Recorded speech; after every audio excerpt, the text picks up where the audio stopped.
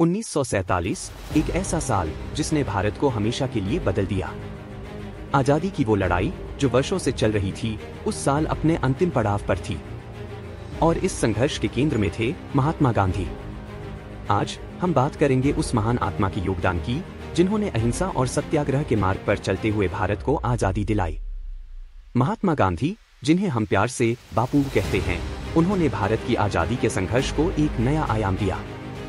1947 तक आते आते गांधी जी की सोच और उनके सिद्धांतों ने लाखों भारतीयों को प्रेरित किया। उनके नेतृत्व में भारत की जनता ने अहिंसात्मक तरीके से ब्रिटिश साम्राज्य का मुकाबला किया। 1947 में जब भारत के विभाजन की बात शुरू हुई, गांधी जी ने इसके खिलाफ आवाज उठाई। उन्होंने हमेशा एकता का संदेश दिया और हर धर्म और जाति के लोगों को साथ लाने का प्रयास किया। गांधी जी का मानना था कि भारत का विभाजन न केवल देश को बल्कि मानवता को भी तोड़ देगा। लेकिन परिस्थितियों के आगे गांधी जी को अपनी बात को मनवाने में सफलता नहीं मिली।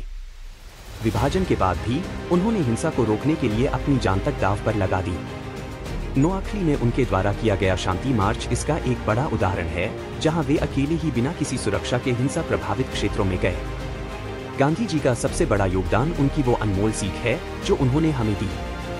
अहिंसा, सत्य और प्रेम के मार्ग पर चलते हुए उन्होंने यह साबित किया कि सबसे बड़ी लड़ाई विचारों की होती है।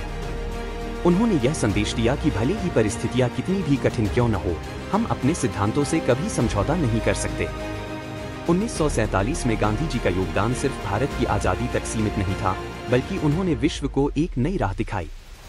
उनके विचार आज भी हमें प्रेरित करते हैं और उनके द्वारा दिखाई गई राह पर चलना ही उन्हें सच्ची श्रद्धांजलि।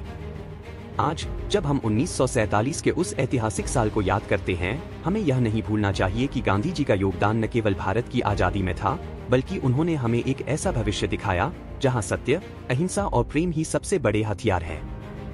अगर आपको यह वीडियो पसंद आया हो तो हमारे चैनल को सब्सक्राइब करें और इस वीडियो को लाइक करें।